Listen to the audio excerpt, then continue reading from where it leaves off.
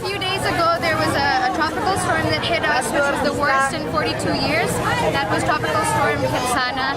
And right now, there are about 2.5 million people affected and more than 800,000 Filipinos who are homeless and are probably in evacuation centers or being hosted by families.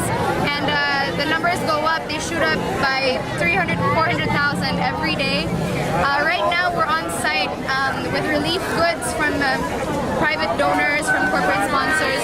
We have about 500 burgers, 500 sandwiches. We have people currently lining up to receive these goods that my friends and I have personally arranged just this morning.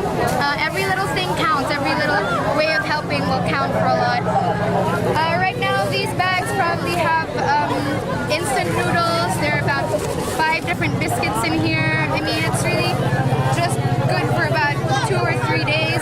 There's 2 bottles of water in each bag. People are trying to organize everybody to line up properly. We're pretty blessed to have youth volunteers who are used to organizing these kinds of things. So right now it's really a team effort, and we're trying our best to get as much goods as we can.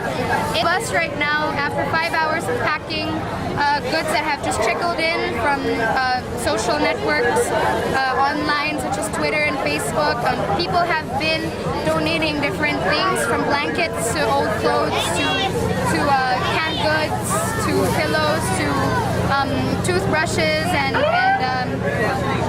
biscuits and just food in general. Cooked food has to be distributed at least within the next 6 or 7 hours, otherwise they would spoil. So we try to reach the worst affected areas because we're working on a smaller scale. And apparently Barangay Santa Ana, where we are now in Pateros, is the worst affected, worst flooded area in this city. So we're trying our best just to distribute as much as we can. This is the worst tropical storm that we've received in the last 42 years, and I think a month's worth of rain just fell in 6 hours. So that's a lot, and we're getting word that there may be another storm that may be worse than that one that will hit us in the next couple of days. So we're already calling on international support, such as the United Nations World Food Program. At this point, we're doing the best we can privately, and there are probably at least 1,000 people who are in line right now. We haven't stopped distributing, and thank God we still have supplies in the car, in the bus. We haven't stopped since it's been 2 hours, and it's ongoing.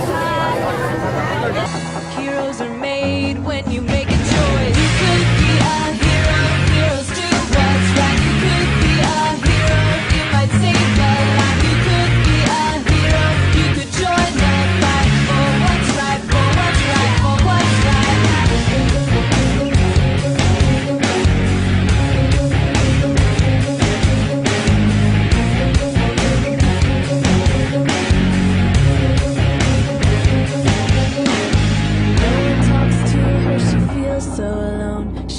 Too much pain to survive on her own. The hurt she can't handle overflows to a knife she writes on her arm, wants to give